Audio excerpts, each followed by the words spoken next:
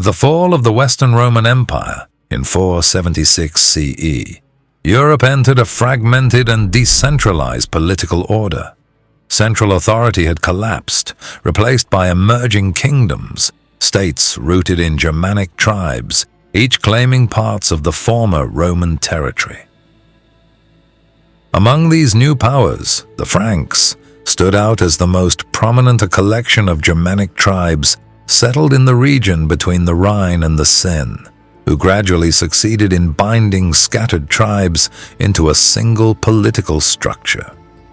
By the 6th century, under the rule of the Merovingian dynasty, the Franks had established the first recognizable form of a Germanic nation-state. However, the true peak of this development came in the 8th and 9th centuries, when the Carolingian dynasty, with greater power and more effective organization, transformed the Frankish kingdom into the political center of Western Europe. From this dynasty emerged a figure who would transform the course of European history: Charlemagne. Charlemagne succeeded in uniting Western and Central Europe under a single crown.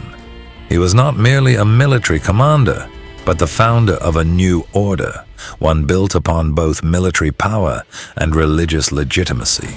In 800 CE, in St. Peter's Basilica in Rome, Pope Leo III placed the imperial crown upon his head, reviving the title of Roman Emperor after 3 centuries, an event history records as the rebirth of the idea of a unified Christian Europe.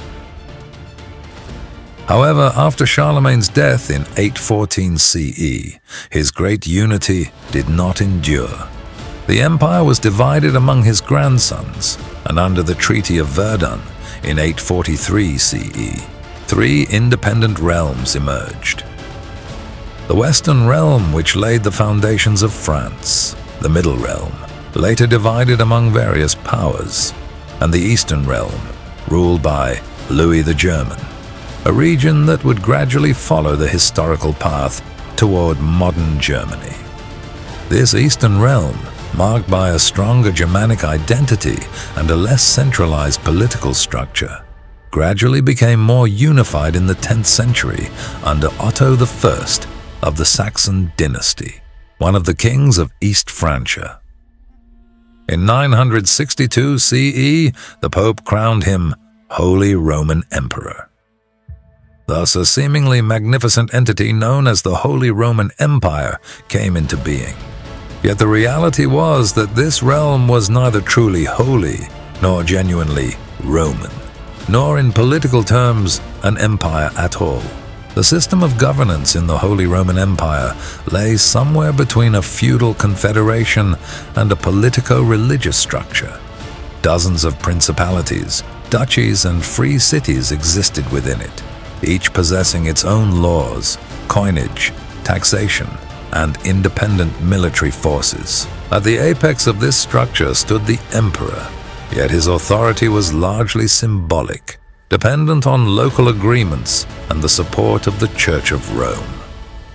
In reality, Germany in the Middle Ages was not a unified country, but rather a network of local powers that were only superficially gathered beneath a shared crown. Beneath the outward calm of this structure, 2 parallel forces gradually took shape: the Christian clergy, which conferred legitimacy, and the landed nobility, which held real power.